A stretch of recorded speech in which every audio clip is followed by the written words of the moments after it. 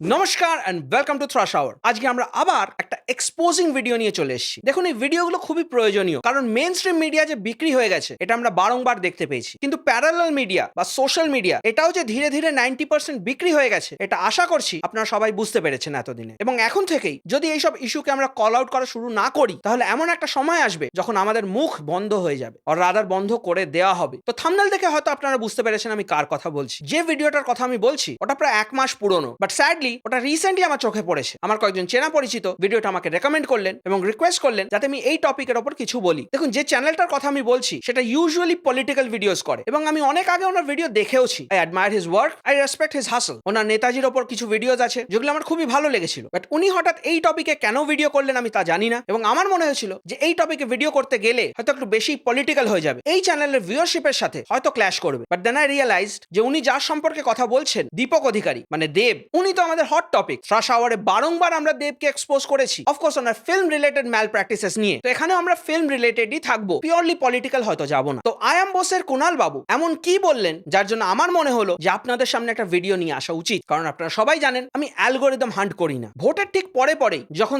দেব পাল্টি মেরেছিল, আর রাদার লোকে বলেছিল যে দেব পাল্টি মারলো, তখন কুনাল বাবু এই ভিডিওটি করেন এবং একটা ক্লিক বেট টাইটেল দেন, যেখানে উনি টাইটেলে তো বলেন যে দেব কি পাল্টিবাজ, অথচ পুরো ভিডিওতে উনি দেবের হয়ে ওকালতি করেন, দেবের হয়ে ক্লারিফিকেশন দেন। যেরকম স্কুল থেকে পাশ হওয়ার পরে স্কুল ক্যারেক্টার সার্টিফিকেট দেয়, কুনাল বাবু দেবকে লিটারালি একটা ক্যারেক্টার সার্টিফিকেট দিলেন। এবং একজন এক্স জার্নালিস্টের থেকে আমি যদি এক্সপেক্ট করে থাকি যে সে ফ্যাক্টস দেখাবে, ইনফরমেশন শেয়ার করবে, না, সে ব্লেটেন্টলি নিজের পার্সোনাল এক্সপিরিয়েন্স থেকে বলে দিল যে দেব একজন আদ্যপান্ত ভদ্রলোক। না, এই শব্দগুলো আমার না, কোট আনকোট উনি এই কথাটাই বলেছেন। এবং আমার আগের ভিডিওটায় যেরকম আমি বলেছিলাম যে চিরঞ্জিত বাবু দর্শকদের ছোট করেছেন, কুনাল বাবুও তাই করলেন। উনি দর্শককে লিটারালি বললেন যে আপনারা পলিটিক্স নিয়ে কিছু বোঝেন না, আপনারা বড় বড় কথা বলেন, দেব কিন্তু ভদ্রলোক, দেব পাল্টিবাজ নয়। এবং এই স্টেটমেন্টটাকে ব্যাক আপ করার জন্য উনি একটা ছোট্ট গল্প শেয়ার করলেন, যে গল্পটা অফ ক্যামেরা হয়েছে, যেটাকে ভেরিফাই করার কোনো সুযোগই আমাদের নেই। ভিডিওটা শুরু করার সময় উনি নিজেই বলছেন যে আমার এই ভিডিওটা কি বানানো উচিত, আমার কি এই সম্পর্কে কিছু বলা উচিত। না কুনাল বাবু, আপনার বলা উচিত নয়, কারণ দেব নিজেই বলেছে সে একজন প্রপার পলিটিশিয়ান নয়। সো সে প্রপার ফিল্ম ফ্র্যাটার্নিটির মানুষ, এবং ফিল্ম ফ্র্যাটার্নিটির লোক আপনি নন। আপনি একজন ফিল্ম রিভিউয়ারও নন, ফিল্ম ক্রিটিকও নন, আপনি একজন ফিল্মের পিআরও নন। তাহলে আপনার এই ব্যাপারে বলাটা না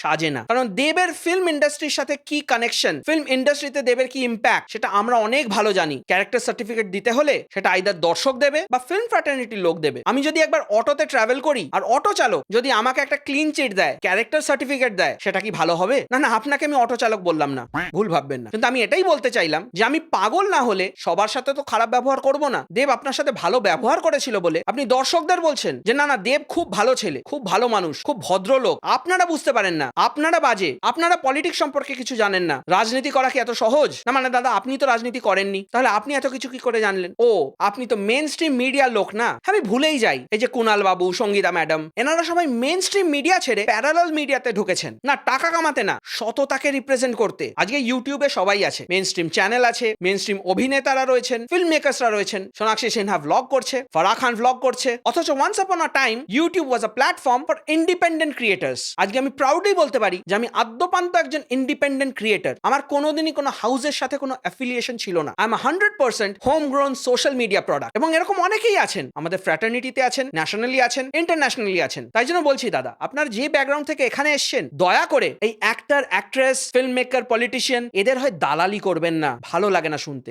দর্শকদের রিপ্রেজেন্ট করার, জনগণকে রিপ্রেজেন্ট করার কেউ নেই, ওদের রিপ্রেজেন্ট করার বহু লোক আছে, পুরো মিডিয়াটাই ওদের কেনা। আপনারাও বিক্রি হয়ে যাচ্ছেন। না আপনি বলেছেন যে আপনি টাকা নেননি, ক্লিয়ারলি বলে দিলেন, কিন্তু শুনতে কিরকম অদ্ভুত লাগে না? এরকম ফিল্মের ব্যাপারে তো আমি অনেক কিছুই জানি। রিসেন্টলি যেসব ফিল্ম রিলিজ হয় তার কিছু গোপন তথ্য, কিছু টিডবিটস, কিছু স্ক্যান্ডেলস সবই কানে আসে, বাট সেগুলো কি আমি শেয়ার করতে পারবো unless I have verifiable sources? ঠিক তেমনি আপনি যে গল্পটা বললেন, বাঘা যতীনের সময় দেব আপনাকে ইন্টারভিউ দেওয়ার আগে এই কথাগুলো বলেছিল, মানে ক্যামেরা স্টার্ট হওয়ার আগে, তার মানে ইট ওয়াজ নট রেকর্ডেড। এবং বাঘা যতীন যতদূর আমার মনে আছে 2023-এ রিলিজ করেছিল। 3 বছর আগের ঘটনা আপনি যেভাবে স্ক্রিপ্টেড বললেন যে আমি এই কথাটা বললাম, দেব এটা বললো, আমি এটা বললাম, দেব এটা বললো। দাদা, unless you have an আইডেন্টিক memory, এইভাবে কোনো কনভারসেশনকে line by line, sequence by sequence মনে রাখা সম্ভব নয়। তাও বুঝতাম যদি ওটা 3 দিন আগের ঘটনা হতো। এটা তো 3 বছর আগের ঘটনা। আপনি যেভাবে ইভেন্টটাকে ডেসক্রাইব করলেন শুনতেই ফিশি লাগছে। দেব একটা টি শার্ট পরেছিল, সাদা প্যান্ট পরেছিল। কেন দাদা, শার্ট আর প্যান্ট পরেছিল বলে সত্যি কথা বলেছে? উলঙ্গ হলে কি মিথ্যে কথা বলতো?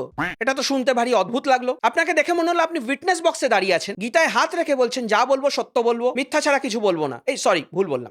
এরকম গায়ে লাগার তো কথা নয়। আপনি বলছেন আপনি দেবের ফ্যান নন, ওর বন্ধু নন, খুব ক্লোজলি ওকে চেনেনও না, তাহলে দেবকে কে কি বললো? স্পেশালি যখন দর্শক বলছে, জনগণ বলছে, আপনার তো এরকম লাফিয়ে চলে এসে দেবকে ডিফেন্ড করার কথা নয়। হ্যাঁ, আপনি বলতেই পারেন যে তাহলে আমি কেন এই ভিডিওটা করছি? আমি করছি কারণ আমার পার্সোনালি আপনার কথাগুলো ভালো লাগেনি। একদম প্লেন অ্যান্ড সিম্পল ফ্যাক্ট। কারণ আমি নিজেকে নির্বোধ বলে মনে করি না, এবং কোথায় কি ঘটছে, কোথায় কি চলছে, টেবিলের তলা দিয়ে কত এদিকে যাচ্ছে আর কত ওদিকে যাচ্ছে, এটুকু বোঝার ক্ষমতা আমার আছে। আপনাকে বললাম না কিন্তু, এগেন ভুল ভাববেন না, কিন্তু এত বছরে এইটুকু তো আমি বুঝে গেছি, কেউ উইদাউট ইন্টারেস্ট কারুর হয়ে দালালি করতে আসে না। এবার আপনি বলছেন আপনার ইন্টারেস্টটা একদমই পিওর, অনেস্ট। আপনি আপনার ভিডিওতে ইনডাইরেক্টলি এটাও বলছেন যে আবির চ্যাটার্জি, প্রসেনজিৎ চ্যাটার্জি, এনাদের না বলার ক্ষমতা ছিল, তাই এনারা পলিটিক্সে ঢোকেননি। দেব অত্যন্ত বাচ্চা ছেলে, খুবই সরল, ও কাউকে না বলতেই পারে না, জোর করে ওকে পলিটিক্সে ঢুকিয়েছে। মনে হচ্ছিল যখন জোর করে ওর টিপসই নেওয়া হচ্ছিল, আপনি ওখানে প্রেজেন্ট ছিলেন, আপনার সামনেই ঘটনাটা ঘটেছে। তো আপনারা এগুলো আর করবেন না। এবং আমি জনগণকে বলছি, দর্শকদের বলছি, সবাই চ্যানেল খুলুন, সবাই কথা বলুন। একটা থ্রাশ আওয়ার একলা বললে ওদের কান অব্দি কথা পৌঁছবে না। সবাই বলুন, সবাই আওয়াজ তুলুন, তবেই ওরা বুঝবে যে জনগণ ক্ষিপ্ত।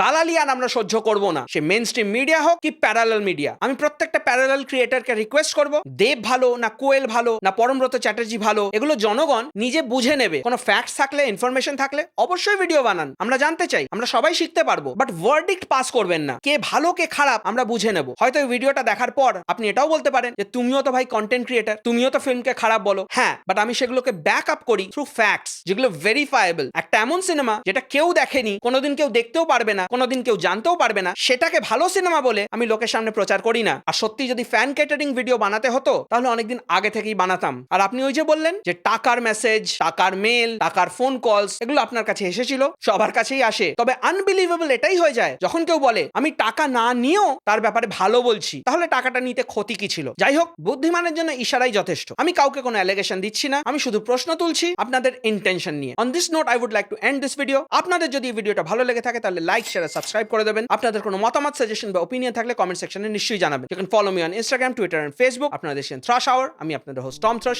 এবং দেখা হচ্ছে পরের ভিডিও।